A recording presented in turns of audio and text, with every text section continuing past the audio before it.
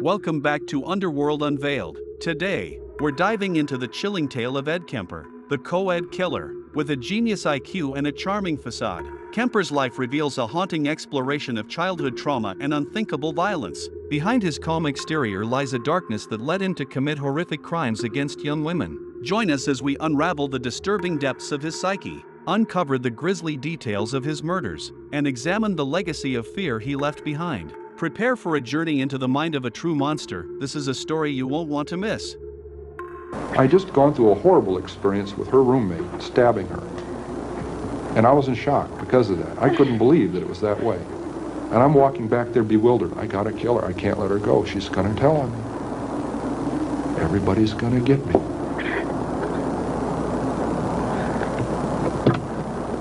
She sees the blood on my hands. What are you doing? And she pulled back and she gasped. On August 27, 1964, Ed Kemper, then only 15 years old, committed a horrific act that would mark the beginning of his violent path. He approached his grandmother, Maud Matilda Kemper, as she sat at the kitchen table editing her manuscript for the Boy Scouts book titled Boy's Life. In a sudden and shocking moment, Ed shot her in the head twice. After ensuring she was dead, he stabbed her 3 times, later justifying his actions by saying he was curious about what it would feel like to kill his grandmother. This brutal act was not an isolated incident. It foreshadowed a future of violence. Your grandmother and her daughter-in-law, your mother, were 2 women very important in your life, and you killed them both. Could you say what they were like that led them to the same fate? Same thing that kept them from ever being friends. They were both aggressive, matriarchal women. They'd been the daughters of strong matriarchal women. I still loved my mother, and it's hard for somebody to comprehend that you murder your mother through love. It isn't a rational process. It's a very painful process. It isn't rational, and I've got to still live with that. After murdering his grandmother, Ed transported her body to a bedroom, where he awaited the return of his grandfather, whom he also loved. When his grandfather arrived home from grocery shopping, Ed greeted him. As Maud's husband turned, Ed shot him in the back of the head, ending yet another life. This dual murder revealed deep-seated issues within Ed and set the stage for his later crimes. I was raging inside. There was just incredible energies, positive and negative, depending on a mood. That would trigger one or the other. And outside, I looked troubled at times. Other times I looked moody. Other times perfectly serene. Not very sane. But again, people weren't even aware of what was happening. Ed Kemper's childhood was fraught with difficulties that contributed to his disturbing psyche. Born on December 18, 1948, he was the second child of Clarnell Elizabeth Kemper and Edmund Kemper Jr. Clarnell, an ambitious woman, had high expectations and was often disappointed in life. She had a troubled marriage to Ed's father, who was a commanding presence, standing at 6 feet 8 inches. After serving in World War II, Ed's father returned home a changed man, suffering from psychological scars and ultimately leaving the family. This departure left Clarnell to raise Ed and his sisters alone, and she projected her frustrations onto Ed. I'm saying I'd wanted to kill my mother since I was 8 years old, and I'm not proud of that. It started with surrogates at a non-human level. Physical objects, my possessions, other people's, destruction of things that are cared about, and then destruction of things that are living on a lower level, small animals, insects, animals, and then finally people. Clarnell's parenting style was harsh and controlling. She often belittled Ed, using his sisters to bully him and creating an environment where he felt immense shame about himself. As a child, Ed was subjected to emotional and psychological abuse. His mother would lock him in the dark basement as punishment, allowing him to sleep with scurrying rats. This isolation led to a growing sense of detachment and a fascination with violence. Hi.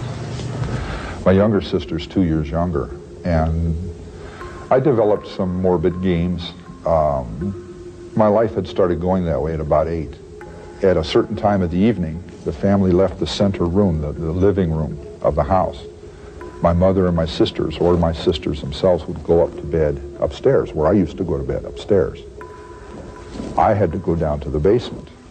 And an 8-year-old child had a tough time differentiating the reason in that. Why am I going to the basement? I'm going to hell, they're going to heaven. And what were those games that you played with your sister? Okay. Well, the one I remember someone talking about in a book was one that was playing gas chamber or electric chair or something. And we had this big old overstuffed chair up in my room. Ed's disturbing behavior began to manifest early on. To express his anger and rebellion, he would decapitate his sister's dolls, foreshadowing his later obsession with heads. He also displayed signs of violent fantasies, which included thoughts of killing and dismemberment. Ed's violent tendencies escalated, leading to incidents where he harmed animals. He would often capture and kill neighborhood pets, which gave him a sense of power and control. Why did you keep the heads? Why did you cut them off, and why did you keep them? Something out of my childhood. I could put it on an incident. I mean, my father chopping the heads off of our 2 pet chickens and my mother insisting that I eat them for dinner. You know, we could say it was something that simple. I don't think it was. After being sent away to live with his grandparents, Ed was showered with love, a stark contrast to his mother's treatment. However, when he returned to Clarnell's care, the cycle of abuse resumed. Ed felt immense pressure to conform to his mother's expectations, which only fueled his resentment and anger. At age 15, after the killing of his grandparents, he was diagnosed with a personality disorder and sent to a psychiatric institution. There, he charmed the doctors with his intelligence, leading them to believe he was a model patient capable of rehabilitation. Started coming to a head again, so I went back down. I ran away back down there. And then a month later, I'm up living with my grandparents in the mountains, and 10 months later, I murdered them. Upon his release at 21, Ed returned to live with his mother, where their toxic relationship continued to deteriorate. Clarnell often criticized Ed, leading to violent confrontations. He described their arguments as vicious battles, and he felt suffocated by her controlling nature. My mother was a sick, angry, hungry, and very sad woman. I hated her, but I wanted to love my mother. And I watched the alcohol increase. I watched her social life drop off. I watched her get bizarre. She had terrible pain from her life, earlier life, her upbringing, a failed marriage with my father. I'm a constant reminder of that failure. I hate to distill it down into such, into one-word realities like that. There's a lot that leads into that happening, but that is what happened. They represented not what my mother was, but what she liked, what she coveted, what was important to her, and I was destroying it.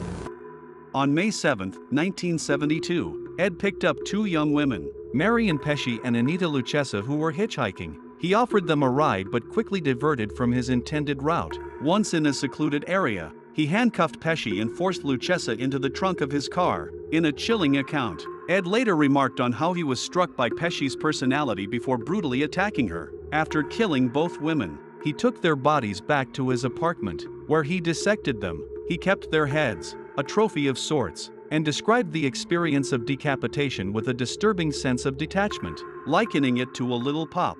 The first time, okay? The 2 girls were killed around 6 p.m. By 11 the next morning, they are both completely gone out of my life, physically. All right, that's not even 24 hours. Ed's spree of violence did not end there. He went on to murder Ikoku, whom he picked up shortly after. He treated her similarly, killing her and saving her head as well. Ed's compulsion to kill stemmed from a desire for power and control over his victims, rather than a purely sadistic motive. He would often express a warped affection for his victims, engaging with their remains as if they were alive. Did you actually kill the girls? My frustration, my inability to communicate socially, sexually. I wasn't impotent, but emotionally I was impotent. I was scared to death of failing in male-female relationships. I knew absolutely nothing about that whole area, even if just sitting down and talking with a young lady. I need to be able to really communicate, and ironically enough, that's why I began picking people up. And I'm picking up young women, and I'm going a little bit farther each time. It's a daring kind of a thing. At first there wasn't a gun. I'm driving along. We go to a vulnerable place where there aren't people watching, where I could act out, and I say, no, I can't. And then a gun is in the car, hidden. And this craving, this awful, raging, eating feeling inside. I could feel it consuming my insides. This fantastic passion. It was overwhelming me. It was like drugs. It was like alcohol. A little isn't enough. At first it is. And as you adjust to that, psychologically and physically, you take more and more and more. It's the same process. So it finally came down to the thing of, do I dare bring this gun out? Already realizing if that gun comes out, something has to happen. It was going to happen. I didn't see it then, but it was going to happen. I was playing a dangerous game with a loaded gun.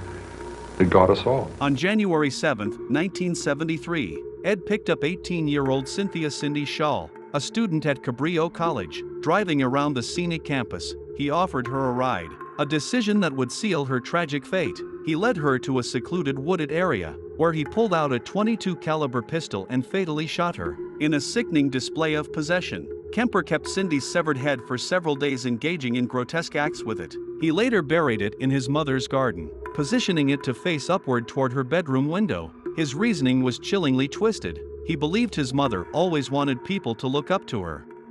The third murder, which is the second incident, okay? I'm in the middle of trying to get my record sealed, right? Thursday night, I killed her. I took off Friday. I didn't go to work. I called in sick, took CTO, all right? Dismembered her body, got rid of her body, but kept her head and her hands because they're identifiable. They're highly identifiable. I kept those at the apartment, okay? That Friday night, Thursday night, I took her.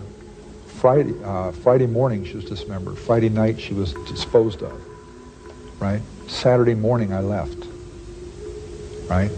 And I wasn't satisfied that I took the head along in the hands, but I couldn't put them someplace that could be sure they would be dug up by an animal or just be somewhere. It's scary going out there trying to bury somebody or dispose of body parts in a community or out even in the boonies where you don't know where you're at and who can come up at any moment. I had some real close calls there where people had come out of nowhere. And if a body's found and they remember this beige-looking car sitting there the night, that's evidence. So it was very, very hard to get rid of this stuff. In February 1973, he murdered two more women, Rosalind Thorpe and Allison Liu, repeating his gruesome pattern. He would often engage in sexual acts with the heads of his victims, which he kept as trophies. Ed articulated that he found fascination in the heads because they represented the essence of a person, the brain, eyes, and mouth, suggesting that he viewed them as extensions of his victims rather than whole individuals. And I think, whoa, I don't want her to know what happened. I said, your friend got smart with me. She'd been getting really smart with me a lot, but I never hit her. I killed her, but I didn't hit her. I said, your friend got smart with me and I hit her. I think I broke her nose. You better come help. She's about to die. Why does she have to know that? I couldn't deal with telling her that. And when I attacked her, she didn't at first realize what was happening. It didn't go through. She had very heavy coveralls on. It knocked her right up into the lid of the car, but it didn't pierce the clothing. So it wasn't that swell a knife anyway. I went out and bought a pawn shop huge knife. And I kept on just mindlessly attacking. She falls back into the trunk. I just killed a young woman. I slammed down the lid of the trunk. She isn't dead, she's dying. And I panicked. I thought I just locked the car keys in because I can't find them in my pocket. Oh my God, I locked them in the trunk. I'm kicking on the trunk lid and yanking on it. Oh no, I don't believe this. I started to run and I tripped over the gun that I'd had in my pants that I had totally forgotten was there. I stopped. I said, stop and think. I collected my wits. Check all your pockets. I picked the gun up. I stuck it back in my pants, now remembering I had one. I checked all my pockets, and there's the keys in the back pocket. I never put them in my back pocket. Everyone makes mistakes, and that's what we have to hope for. The more mistakes they make, the better their chances. I thought I was pretty slick, and went and tripped all over myself. That first two murders, the first 24 hours, there were 3 clear times I should have been busted, and I wasn't. Because 3 different individuals or 3 different groups of people got scared and minded their own business and looked the other way. The culmination of Ed's violent trajectory occurred on April 20, 1973, when he confronted his mother. After a night of drinking, he murdered her in her sleep. Finding a twisted sense of liberation in the act, he decapitated her and placed her head on a shelf, using it as a dartboard and screaming at it for an hour. Kemper hid his mother's corpse in a closet and went to drink at a nearby bar. Upon his return, he invited his mother's best friend, Sarah Sally Hallett, over to the house to have dinner and watch a movie. When Hallett arrived, Kemper strangled her to death. He subsequently put Hallett's corpse in a closet and obscured any outward signs of a disturbance. That was 1 week before I murdered my mother. I said, she's got to die, and I've got to die, or girls like that are going to die. And that's when I decided I'm going to murder my mother. I knew a week before she died, I was going to kill her. And she went out to a party, she got soused, she came home, went to sleep. I was woken up by that, came out, I walked up to her bed, she's laying there reading a paperback, as many thousands of nights before. And she said, oh, I suppose you're going to want to sit up all night and talk now. Shit. And I looked at her, I said, no. I said, good night.